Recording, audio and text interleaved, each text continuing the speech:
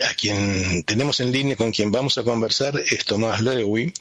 Él es ingeniero agrónomo, es ex técnico del INTA, Instituto Nacional de Tecnología Agropecuaria, y que ha escrito un libro vinculado con esto que yo venía señalando hace un ratito, que se llama Ordenamiento Local, un paisaje necesario.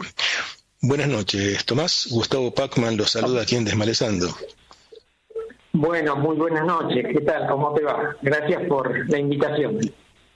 No, por favor, muchas gracias a usted por dedicarnos este tiempo para poder charlar. Tomás, en el marco, obviamente yo hacía la introducción y lo comento ahora porque uno no se puede hacer el distraído. Es muy difícil este momento y es muy difícil hoy puntualmente con el impacto de las noticias, intentar seguir pensando, pero lo vamos a hacer porque me parece importante que cuando en este país sea posible pensar en desarrollo y en producción, iniciativas y modelos como el que usted propone, creo que va a ser muy útil tenerlos a mano. Porque justamente, ¿no? Yo, un poco como introducción, en el marco del proceso mundial de globalización y crisis socioambiental, usted propone pensar en otro modelo de producción agropecuaria que esté centrado en la descentralización y en la desconcentración, como para facilitar el desarrollo de la producción sostenible y sustentable. Supongo que, bueno, esto también está contenido en su libro, así que le pido si nos puede comenzar a describir algunas de estas cuestiones y esta idea de lo local que usted menciona en su libro.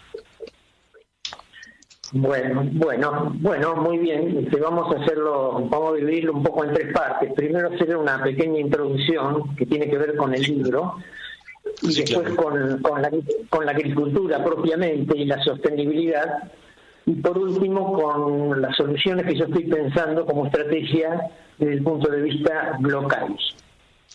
Buenísimo. Y primero quiero decirles desde dónde le estoy hablando. Yo hace mucho tiempo nací en la localidad de Rivera, provincia de Buenos Aires, pero me crié en el campo, así que mi identidad propiamente es el campo. Y mi lugar en el mundo es una colonia que se llama Colonia Latin, en el partido de Alfonsina, en la provincia de Buenos Aires. Así que hice toda la escuela primaria ahí, después la secundaria en Rivera y después estudié en Bahía Blanca agronomía. Y después trabajé 35 años en INTA Bordenave, que me dio gran experiencia, y por último, cuando me jubilé, hice el curso de la maestría de sociología. Bueno, y esa conjunción de agronomía y sociología me dio ideas como para escribir este libro.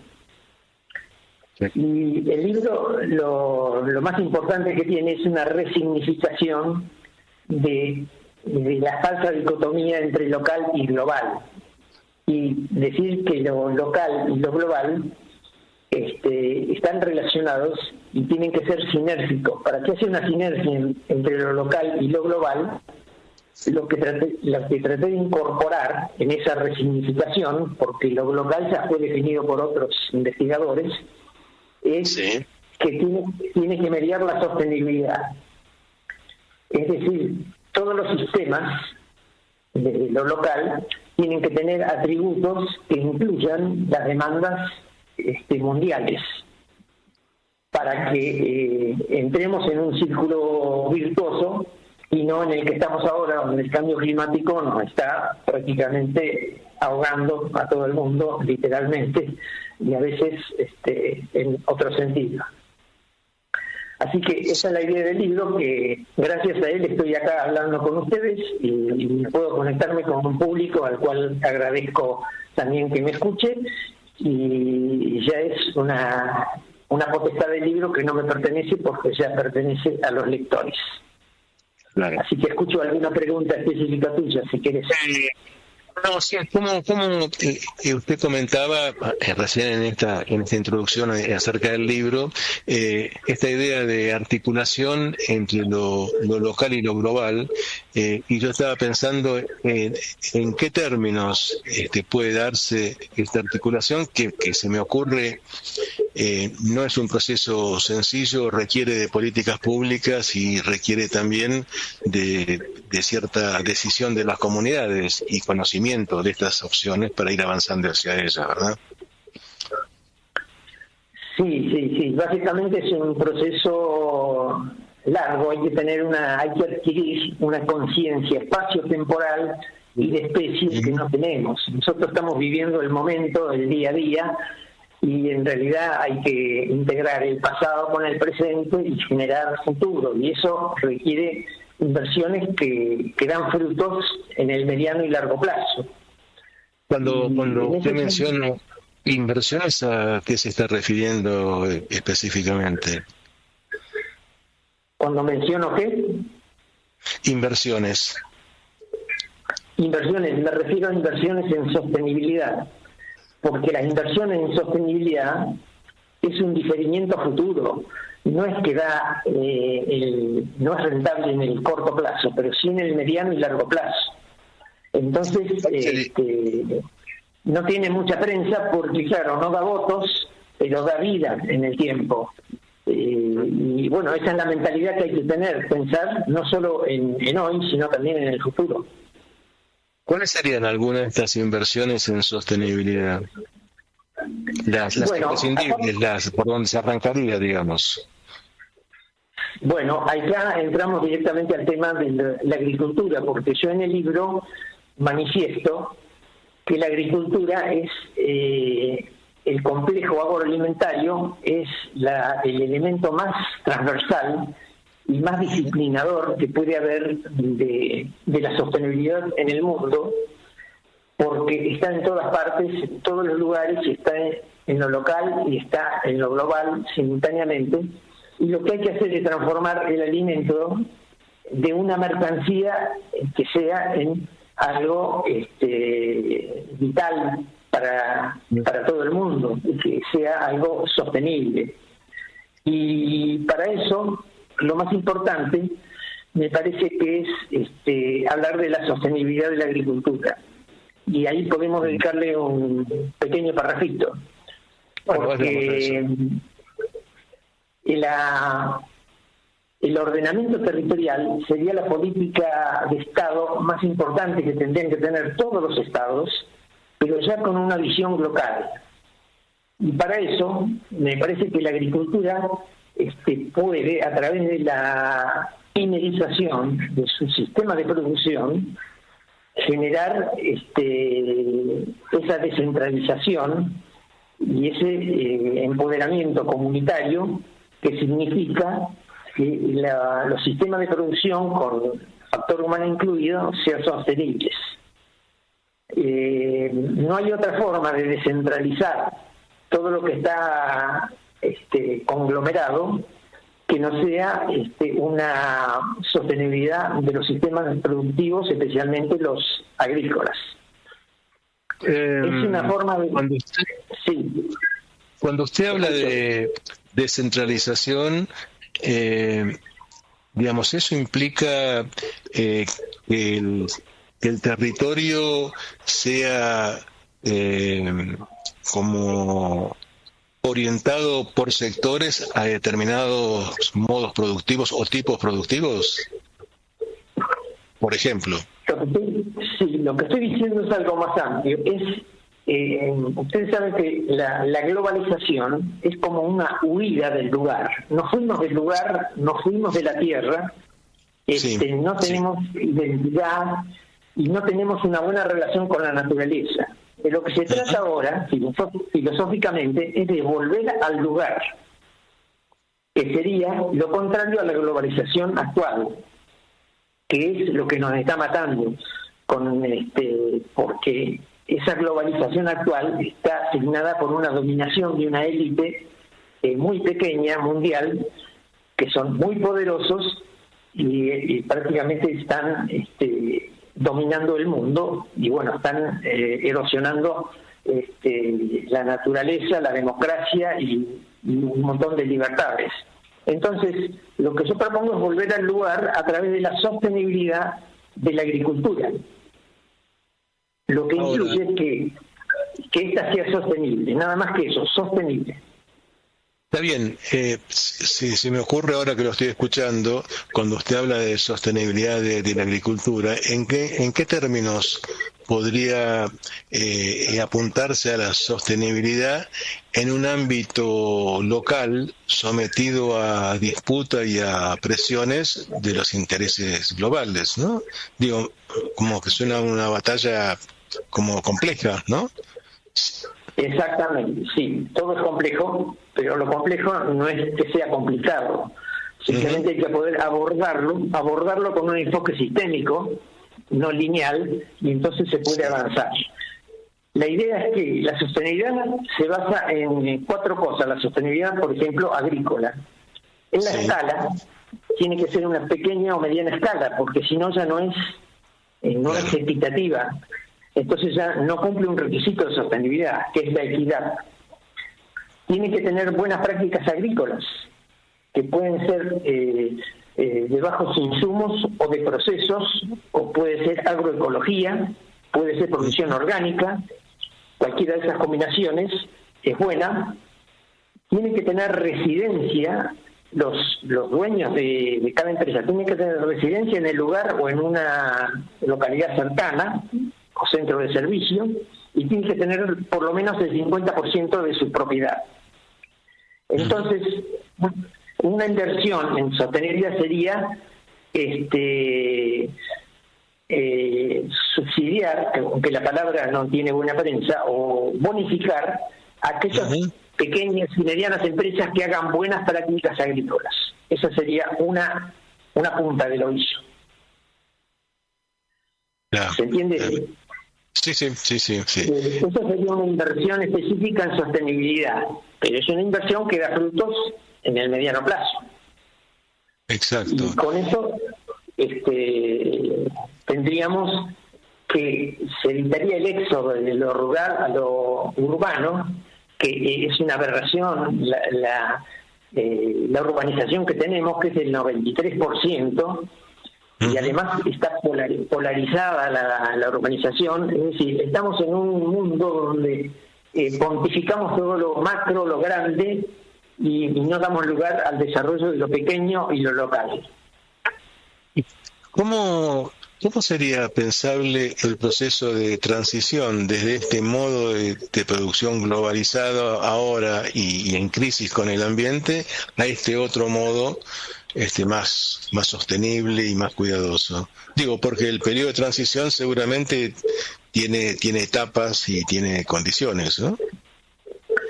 Claro, sí, al ser una cuestión cultural, lleva tiempo. Tendríamos que tener una educación ambiental. La sostenibilidad tendría que tener una jerarquía que tiene que ser mucho más que lo retórico que se utiliza ahora como marketing y nada más. O sea, hay que definir la sostenibilidad como algo integral y sistémico. No se puede aplicar la sostenibilidad a un producto, a una práctica, ni a un rubro. Solamente se puede aplicar a un sistema con el factor humano incluido. Ahí ya empezaríamos a funcionar mejor. Estamos de acuerdo. Bueno, una vez a partir de esto que usted está comentando, se me ocurre que hay ahí un factor importante que tiene que ver con el desarrollo de la conciencia, ¿no? De los beneficios y la necesidad de este modo productivo, que requiere ya una tarea de dedicación importante, todo el trabajo de favorecer el desarrollo de conciencia alrededor de todo esto, ¿no? Claro, eso es muy importante y eso, en eso tenemos que trabajar nosotros, los medios que tienen una cierta conciencia espacio-temporal y de especie, tenemos que estar trabajando en eso. Por eso me parece importante que estemos conversando ahora sobre este tema, ¿no? Claro, tal cual. Yo pensaba en paralelo, que no sé si es en paralelo, yo lo planteo como pregunta, si en el proceso de transición y en el proceso de creación o fortalecimiento de la conciencia de necesidad de hacer el cambio, eso es económicamente sustentable para los sectores agropecuarios pequeños que van a ser partícipes del cambio, ¿no? Bueno, va a ser sustentable en la medida que adoptemos el criterio de sostenibilidad y vamos a tener que invertir en sostenibilidad porque la sostenibilidad cuesta, no es gratis, da mucho rédito, es la inversión más importante que puede hacer la humanidad porque es sinónimo de vida, no hay vida sin sostenibilidad. La sostenibilidad debería ser una cuestión que debe estar en la Constitución, es algo que debe ser la principal ley y que todos deberían adoptar una democracia constitucional que incluya la sostenibilidad como uno de sus contenidos más importantes. Así que es una inversión, hay que asumir que es un gasto, lo pagamos entre todos, pero los beneficios se van a lograr en el mediano y largo plazo. Ahora, también tenemos que tener en cuenta que hablar de sostenibilidad es enfrentarse a intereses muy poderosos, que son mundiales. Tal cual. Y esos intereses nos están llevando a que nosotros estemos entretenidos con las falsas dicotomías. Por ejemplo, una falsa dicotomía es luchar entre el Estado y el mercado, o entre lo macro y lo micro, o entre lo global y lo local. Estamos siempre discutiendo falsas dicotomías, quiere decir que los extremos de los cuales estamos hablando no son esencialmente distintos, tienen que complementarse, tienen que sinergizarse. En cambio, tenemos que empezar a prestar atención a las dicotomías reales, que son la guerra y la paz, la democracia y la autocracia, la dominación y la autonomía. Y tomo esta palabra autonomía para ir a la tercera parte, que es donde yo pienso que podríamos iniciar un camino positivo para ir cambiando la humanidad con una utopía que finalmente nos tiene que conducir a una democracia, después a la sostenibilidad y por último a la gobernabilidad local, que es la única forma en que podemos sobrevivir a esta situación que estamos teniendo ahora. Ahora, pensando en estos términos, este proyecto de cambio del modo productivo en lo agropecuario, ¿es pensable que se pueda realizar en un país solo o requiere como condición que sea global o por lo menos que sea continental? No, debería ser global, pero hay que empezar por algún lado. Todos los países tienen que adoptar una política de ordenamiento territorial, pero bueno, hay que empezar por un lado, y yo creo que, pensemos en la Argentina ahora. Sí. Yo creo que lo principal es transformar la política de poder jerárquico que se establece desde lo más alto del mundo hacia abajo, transformarla en una política local que ya no sea jerárquica, sino heterárquica, es decir, que puede ser horizontal y desde abajo hacia arriba, ascendente.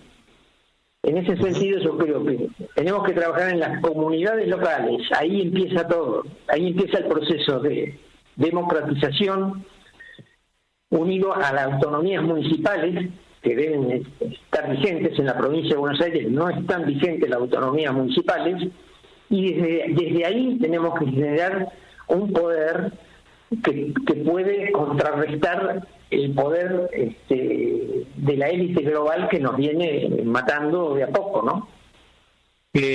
Cuando usted dice autonomías municipales, ¿a qué se refiere? ¿Qué sería eso?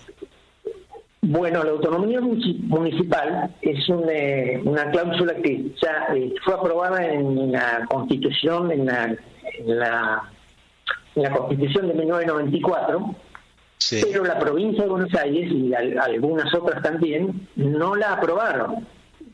Falta una aprobación de de la legislación de la provincia de Buenos Aires para poner en vigencia la autonomía municipal. ¿Y qué implica esa autonomía?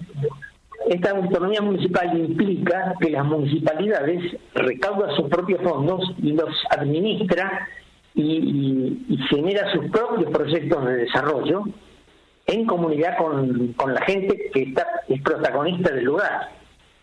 Entonces, esta autonomía municipal tiene que contar con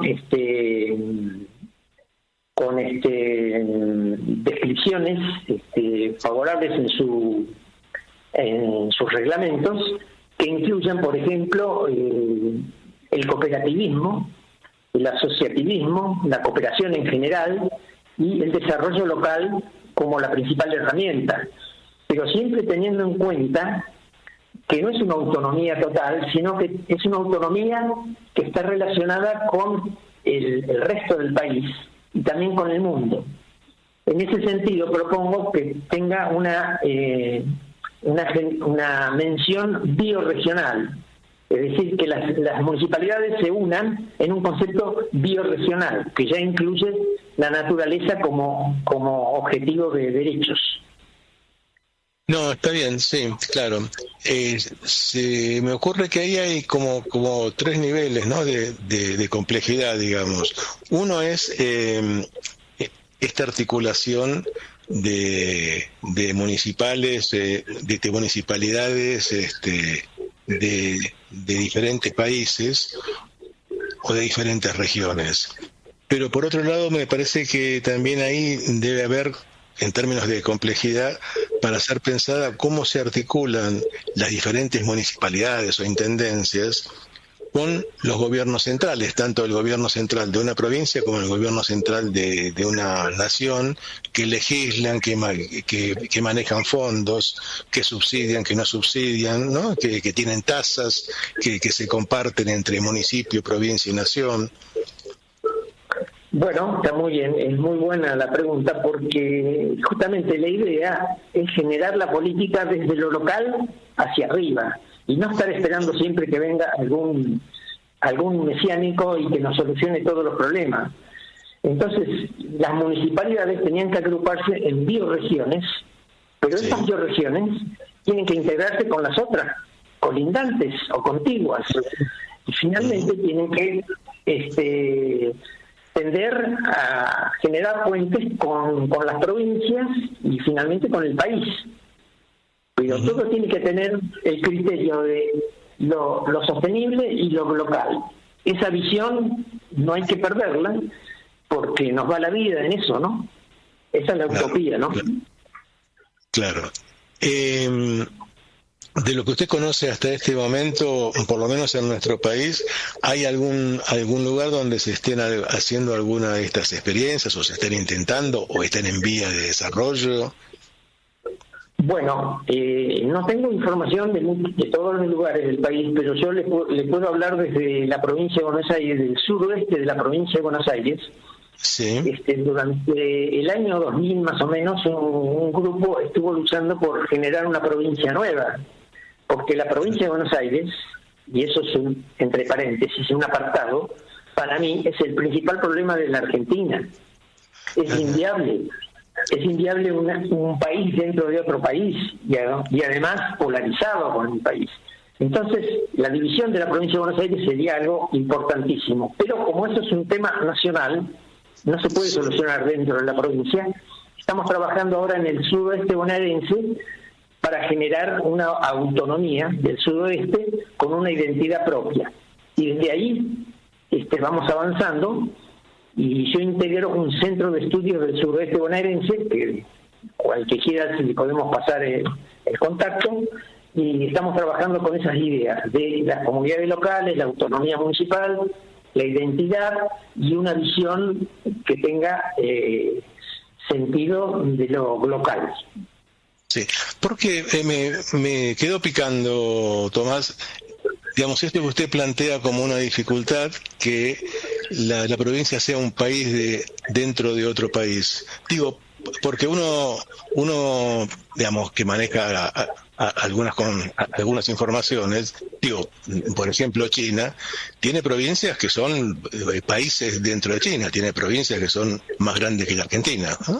Provincias de 50 millones de habitantes, 60, y sin embargo se articulan con el gobierno central, no sé con qué pautas, ¿no? Pero se articulan, digo, ahí hay como una comunidad de países dentro de un gran país, ¿no? Mira, yo no tengo mucha información de otros países, pero lo que yo escuché hasta ahora, que no hay otro país en el mundo que tenga una provincia tan grande en relación al total del país, como la Argentina, como la provincia de Buenos Aires. Es un caso casi único. De hecho, en la provincia de Buenos Aires, en un 1% del país está el 33% de la población de la Argentina. Eso, o sea, eso solo hace la inviabilidad. No es imposible. Por eso hablo de ordenamiento territorial, es básico. Y en la Argentina, la provincia de Buenos Aires es la antítesis del ordenamiento territorial. Digamos, porque ¿cuáles serían las dificultades o las fallas ahí? Bueno, el problema es que la provincia de Buenos Aires es ingobernable, es demasiado grande, está polarizada en su población, está polarizada políticamente también, lo cual es un problema adicional. Y, por ejemplo, se habla de los problemas de inseguridad de la provincia del conurbano, y no son los problemas del conurbano, el conurbano es el problema. Entonces, lo primero que habría que hacer es una política de ordenamiento territorial descentralizando el conurbano y quizás transportando la capital federal a otro lugar del país. Tendría que ser una política de Estado eso. Pero bueno, nadie habla de eso. En las elecciones, los candidatos hablan de cualquier cosa menos de estos temas. Y estos temas tienen que ver con la viabilidad global o local, mejor dicho. Así que yo creo que si vamos a empezar a hablar de desarrollo en la Argentina, primer punto fundamental es la provincia de Buenos Aires, pensando en un ordenamiento territorial. Es mi idea. Bien, bueno, muy bien. Bueno, Tomás, tenemos que ir cerrando ya esta entrevista. No sé si quedó alguna cosa que quiera resaltar y que no le haya preguntado yo. No, yo creo que me diste la oportunidad de explayarme bastante y desde ya que eso tiene mucho más desarrollo, pero bueno, me parece muy auspicioso que podamos conversar de estos temas en cualquier día de estos que por ahí estamos un poco obnubilados por el tema de tal persona en Argentina o tal otro, que tal es el malo, el bueno. Bueno, hay que pensar un poquito más en grande, pensar en la institucionalidad, que es lo único que nos puede dar viabilidad en el mundo, es una mayor institucionalidad. Por eso creo que luchar por la democracia es una forma de luchar por un mundo mejor. Y bueno, ahí entramos en otro tema, pues justamente, por lo menos para lo que pensamos mucho, la institucionalidad en estos momentos en Argentina está muy cuestionada por la degradación institucional. Pero bueno, ahí abrimos un capítulo muy largo que no es el objetivo de esta entrevista. Así que agradezco un montón, Tomás, el tiempo que nos dedicó y las ideas como para ir pensándolas, ¿sí? Muy bien, yo manejo en disponibilidad por cualquier contacto que quieran tomar y intercambiar información cuando quieran. Muchas gracias por todo. Dale, no, por favor, un gusto. Buenas noches. Chao, hasta luego. Buenas noches. A quien tenemos en línea.